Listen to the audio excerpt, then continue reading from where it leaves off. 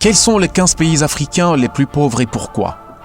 La très grande majorité des 25 pays les plus pauvres du monde en 2022 se situe sur le continent africain. Les 20 pays les plus pauvres du monde affichent un PIB par habitant moyen de 686 $, soit plus de 397 000 francs CFA. Les pays pauvres, ce sont les pays ayant le plus faible produit intérieur brut par habitant. À titre de comparaison, le PIB par habitant de la France s'élève à 49 752 $, soit plus de 28 millions de francs CFA en 2022. Alors, quels sont les 10 pays africains les plus pauvres du monde? Nous vous proposons ce top 10. En première position, nous avons le Burundi, avec un PIB par habitant de 269 $ américains. Pour l'économiste Sambimana, cela est lié à la structure de l'économie du Burundi. Le secteur industriel est peu développé. Par ailleurs, le niveau de sa production reste très faible par rapport aux autres pays. Ce qui explique ce classement du Burundi et le niveau de croissance faible et volatile. L'économie du Burundi est principalement rurale et repose sur l'exportation agricole et l'élevage. La production agricole se répartit entre les produits destinés à l'exportation, comme le café, le thé, le coton et les cultures vivrières. La filière du café représente la première ressource du pays, 80% des exportations. Le Burundi est également le 8e au palmarès des producteurs africains de thé au début de la décennie 2010, classement où le Kenya occupe le premier rang. La population dépend à plus de 90% de cette agriculture qui représente plus de 50% du PIB, soit 800 millions de $ en 1999. L'industrie comptait pour 18% du PNB en 1999 et les services pour 32%. La population active a été multipliée par 2 entre 1990 et 1999, passant de 2 millions de personnes à 4 millions. En deuxième position, nous avons le Sud-Soudan avec un PIB de 313 $. Pourtant, le Soudan est un pays agricole. En effet, la présence du Nil blanc et de ses nombreux affluents, ainsi que le climat tropical, permettent une agriculture abondante produisant du coton, des arachides, du sorgho, du millet, du blé, du maïs, de la gomme arabique, de la canne à sucre, du manioc, des mangues, des papayes, des bananes, des patates douces et du sésame. Le sous-sol du Soudan du Sud est également très riche. On y trouve du pétrole, du minerai de fer, du cuivre, du chrome, du zinc, du tungstène, du mica, de l'argent et de l'or.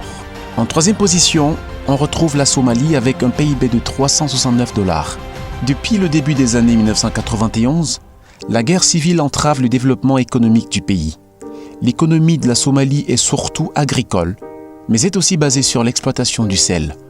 Plusieurs compagnies internationales, comme BP ou ExxonMobil, montrent un intérêt croissant pour le pétrole somalien. En effet, le nombre de barils en Somalie est estimé entre 8 et 15 milliards. L'économie est assistée par l'aide internationale et les rentrées de devises de la diaspora, évaluées à plus de 60% du PIB en 2007. En quatrième position, le Mozambique avec un PIB de 506 $. L'économie repose essentiellement sur l'agriculture. Environ un actif sur 5 travaille dans le secteur primaire. Des années 1970 à 1990, l'agriculture était entièrement collectivisée. Depuis les années 2000, elle juxtapose les petites fermes familiales et les grandes exploitations appartenant à de grandes entreprises. Les agriculteurs n'arrivent pas à satisfaire les besoins alimentaires, mais le pays exporte néanmoins du coton, du sucre, du copra, une forte production de noix de cajou et une forte production de crevettes. Le pays est au palmarès des 8 premiers producteurs de coton d'Afrique de l'Est, du Sud et du Nord au milieu des années 2010. Les principaux atouts de développement du pays sont dans le secteur du tourisme et dans l'industrie minière. En 2007, de grands projets d'exploitation du sous-sol ont vu le jour pour exploiter les sables minéralisés, le charbon, l'or, la bauxite et le tantal. En cinquième position, Madagascar, avec un PIB de 531 $. La découverte d'uranium dans le sous-sol de Madagascar en 1995 et du pétrole offshore et onshore ont donné un coup de pouce à son économie, sans impact réel sur le mieux-être des populations qui croupissent pour la plupart dans une indigence abjecte. La corruption empoisonne l'administration et entrave l'essor de l'île de Madagascar. En 6e position, on a le Malawi, avec un PIB de 543 $. L'économie du Malawi repose essentiellement sur l'agriculture, qui représente près de 30% de son PIB et plus de 80% de ses recettes d'exportation. C'est le pays africain qui investit la plus forte proportion de son PIB dans ce secteur. Sa population réside à 85% en zone rurale et 89% de la population active occupe des postes informels. 91% de ces emplois se trouvent en zone rurale. La seule exploitation minière à grande échelle au Malawi était la mine d'uranium gérée par Paladin. Mais l'extraction est stoppée depuis le début 2014 du fait de sa baisse des prix de l'uranium et du manque de rentabilité. Les sols du Malawi recèlent aussi du charbon et des minéraux naturels rares dont l'exportation est envisagée pour compenser les pertes fiscales liées à l'arrêt de la mine d'uranium.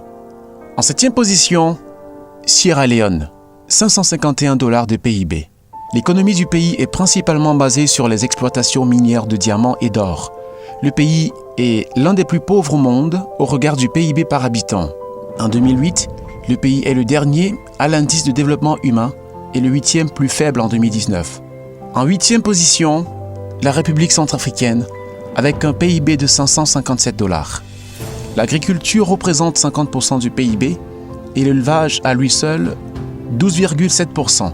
Le pays compte des gisements d'aluminium, de cuivre, d'or, de diamants, d'uranium et des puits de pétrole. En 9e position, la République démocratique du Congo, avec un PIB de 622 $. L'économie est essentiellement agricole, soit 70% des actifs, ou tournée vers l'exportation. Les minerais sont de grandes ressources, l'économie a été gravement frappée par la corruption et la mauvaise gestion depuis 1977, ce qui explique le fort taux de contrebande, d'exportation illicite et d'activités minières clandestines. Les recettes gouvernementales et les exportations ont fortement diminué depuis 40 ans. L'économie a été ravagée par la guerre entre 1997 et 2005, 5 millions de morts. Le plus gros partenaire commercial est depuis 2010 la Chine. Importation, exportation, crédit. Dans le détail, la République démocratique du Congo possède un important potentiel de ressources naturelles et minérales. Son économie s'est cependant drastiquement ralentie depuis le milieu des années 1980 à cause de détournements de fonds. L'agriculture reste le principal secteur de l'économie et les principales sources agricoles sont le café, le bois, le caoutchouc. Les principales exportations de cuivre, de cobalt sont dominées par Gécamine et ses partenaires. Le diamant industriel est extrait par la MIBA. Mais dans un pays ravagé par la guerre civile, une grande partie de l'exploitation et l'exportation des produits miniers se fait clandestinement. La République démocratique du Congo détiendrait 10% des réserves mondiales connues d'or. Exploité dans des mines à ciel ouvert comme près de Montboilou, le minerai est l'objet de tous les trafics. Randgold Resources, une société sud-africaine, vient de lancer la construction d'une des plus grandes mines d'or d'Afrique dans la même région. Voici une liste des ressources minières par province. Diamant, Kasaï oriental, Kasaï occidental, Bandundu, Équateur, province orientale. Or, province orientale, Maniema, Katanga, Bakongo, Nord Kivu, Sud Kivu, Équateur. Cuivre, Katanga, Coltan, Nord Kivu, Sud Kivu, Katanga, Maniema. Bauxite, Bakongo. Fer, Banalia, Katanga, Loebo, Kasaï oriental. Manganèse, Katanga, Bakongo. Charbon, Katanga. Pétrole, la cuvette centrale, Ituri, Bandundu. Cobalt, Katanga. En 10e et dernière position, nous avons le Niger avec un PIB de 661 $. Les exportations vers la France de l'uranium des mines d'Arlit ont longtemps constitué une part importante du revenu extérieur du pays. En janvier 2009, le gouvernement du Niger et la présidente du directoire d'Areva signent une convention minière stratégique accordant au groupe nucléaire français un permis d'exploitation sur le gisement d'Imourarin, présenté par Areva comme la mine d'uranium la plus importante de toute l'Afrique et la deuxième du monde, derrière celle de McArthur River au Canada. Quand la mine tournera à plein régime, le Niger deviendra alors le deuxième producteur mondial d'uranium, derrière le Canada. Les mines de charbon de la région de Tchirozérine sont exploitées à ciel ouvert. Le Niger dispose de plusieurs réserves de pétrole.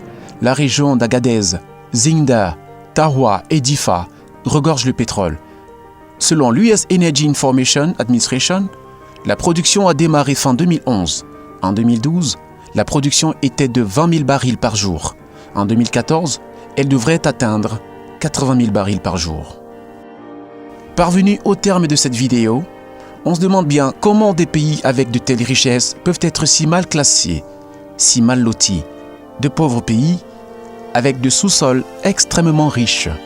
L'explication, il faut sans doute la chercher dans la gouvernance qui est parfois émaillée de corruption, d'injustice, de conflits post-électoraux et de guerres civiles. Une chose paraît donc évidente, aucun développement n'est possible dans un environnement instable, fût-il richissime. Pour se développer, ces pays doivent œuvrer pour la paix, la justice et l'excellence.